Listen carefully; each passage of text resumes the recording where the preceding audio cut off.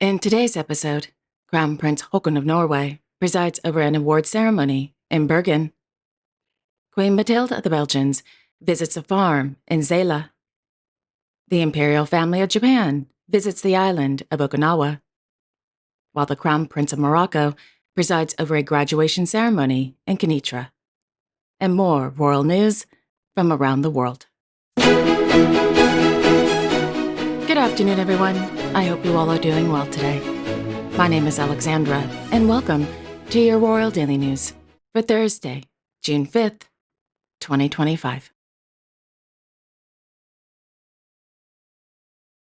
In Madrid, Her Majesty Queen Letizia Spain chaired a meeting of the Board of Trustees of the Residencia de Estudiantes this afternoon.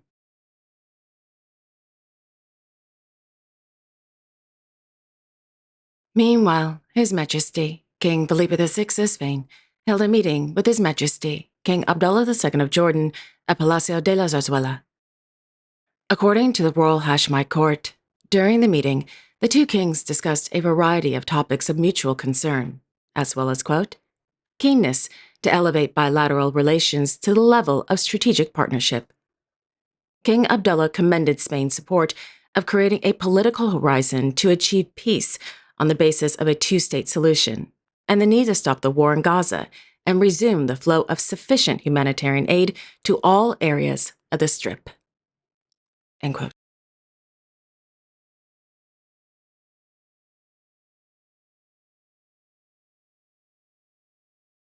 On Wednesday, the King presided over the presentation of the 43rd edition of the Caixa Postgraduate Scholarships at the Caixa Forum.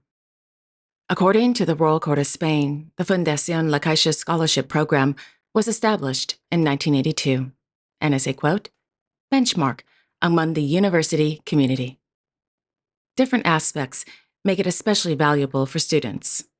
It is the program that offers the largest number of scholarships for postgraduate studies abroad. The scholarships are open to all study disciplines. The program covers the entire cost of tuition and a monthly stipend in the currency of the destination country. In addition, it covers travel expenses and an orientation course, thanks to which students from each class have the opportunity to establish personal and academic ties with each other before joining their respective universities. End quote.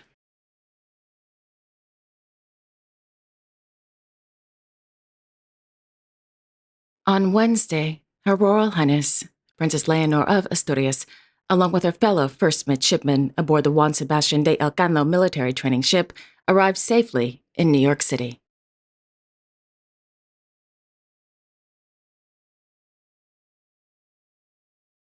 On Wednesday morning, His Serene Highness Prince Albert II of Monaco officially opened the Center for Companionship, Care, and Prevention in Addictology in Fontvieille. The center welcomes, informs, and guides individuals of all ages who are affected by addictions that require medical follow-up. The center is open from Monday through Friday between 9 a.m. and 5 p.m. The services provided are anonymous and free of charge, and care can also be accessed over the phone.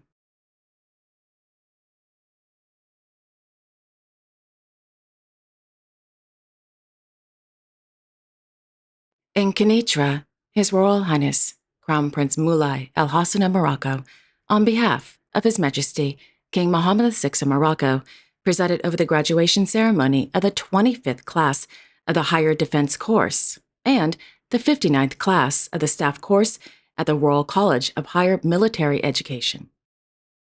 According to Agence Maroc, following a presentation on the role of the Royal Armed Forces in border security, the Crown Prince, quote, presented higher military education certificates, conferring a specialized master's degree in national defense, as well as general staff diplomas to both Moroccan and international officers enrolled in the Higher Defense Course and the Staff Course.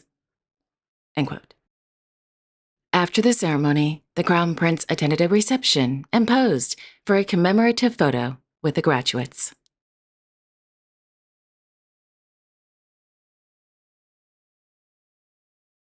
On Wednesday, in Thimphu, Her Majesty Queen Jetson of Bhutan celebrated her 35th birthday.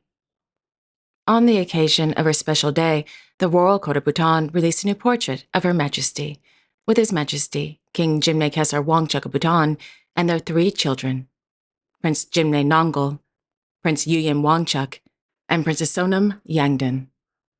The beautiful portrait was taken last month at the Tashisho Zong.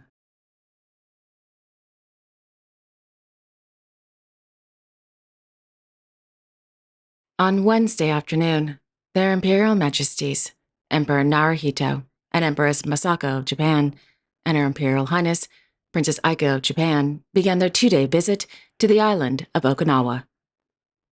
The purpose of the visit is to commemorate the 80th anniversary of the Battle of Okinawa and the end of the Pacific War on September 2, 1945. The day began with the Imperial family visiting the National Cemetery for the War Dead in Itoman City. During the Battle of Okinawa, the last major battle of the Pacific War, over 200,000 people, including U.S. Marines and sailors, soldiers of the Japanese Imperial Army, and civilians were killed during the 3-month battle. According to the United States Department of Defense, quote, "In the waters around Okinawa, the Japanese launched the largest kamikaze attack of the war. Japanese planes rammed into Allied ships, sinking 26 and severely damaging 168. Almost 40% of the U.S. casualties during the battle were sailors, lost in these attacks. The Japanese military suffered even more, losing almost their entire force, including many who committed S. Around the same number of Okinawan civilians were killed or committed S." End quote. The Battle of Okinawa ended on June 22, 1945.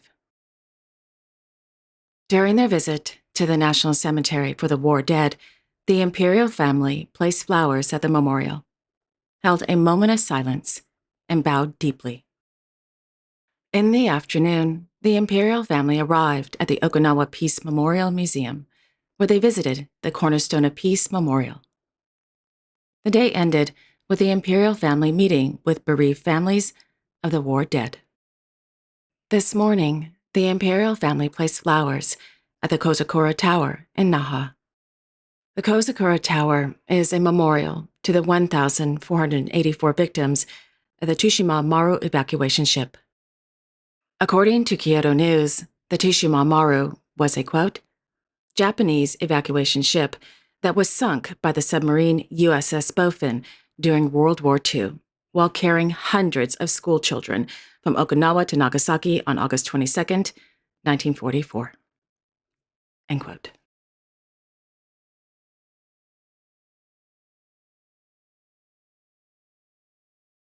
In Zela, Her Majesty Queen Mathilde of the Belgians visited the cheese farm Leenhof. The Leenhof is a family-run business, 2 parents, 3 children, that specializes in artisanal fresh goat cheeses from the milk of 200 goats. Quote, "We have about 60 cows. Most of our milk goes to the dairy, Milkobel, while some of it's used in our farm shop to make various desserts. However, we do not yet produce cow's cheese. What makes our company unique is that we control every aspect of our production, from seed to cheese. The feed for our animals is mostly harvested from our land surrounding the farm. During the spring and summer, our goats and cows are allowed to graze freely in the meadow. This practice allows us to produce cheese that is both environmentally friendly and animal-friendly." End quote. On a side note, I love goat's cheese. It's so good. I put it on my arugula with pine nuts. So good. Now I'm hungry.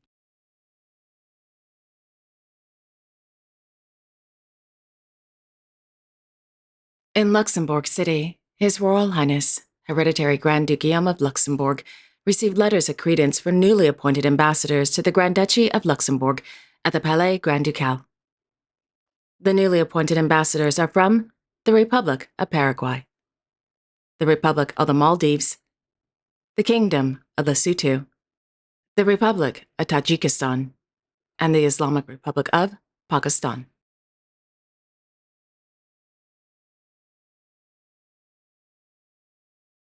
Last evening, the hereditary Grand Duke attended the graduation ceremony for the craftsmen at the Philharmonie, Luxembourg. During the event, the hereditary Grand Duke presented master's diplomas and diplomas for promotion of work in crafts.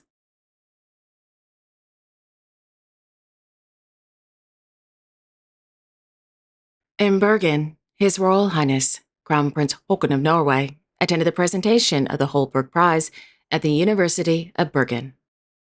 The winner of the Holberg Prize went to Ms. Gayatri Spivak.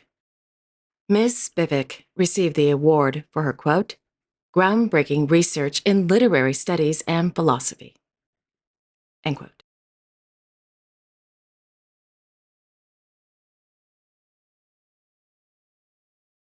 In Stockholm, His Majesty King Carl Gustaf of Sweden held a meeting with His Majesty King Jimny Khesar Wangchuck of Bhutan at the Royal Palace.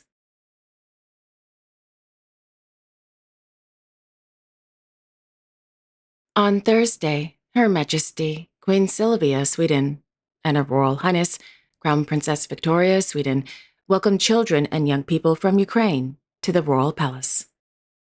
According to the Royal Court of Sweden, the children and young people aged between 9 and 17 have all been, quote, injured during the war. Together with their relatives, they are now spending a few weeks in Sweden for recreation, end quote.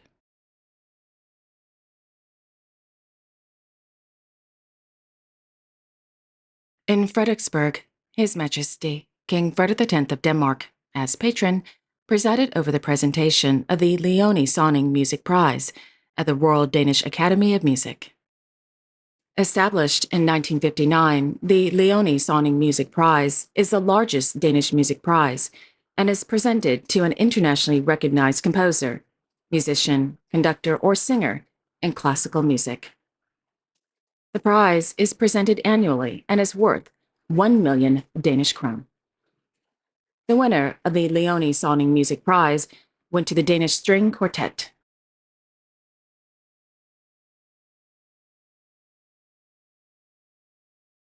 And finally, on Wednesday, Princess Lilibet of Sussex celebrated her 4th birthday.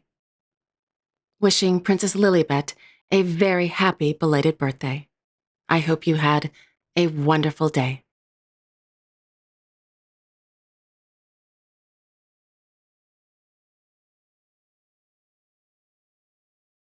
And there you have it.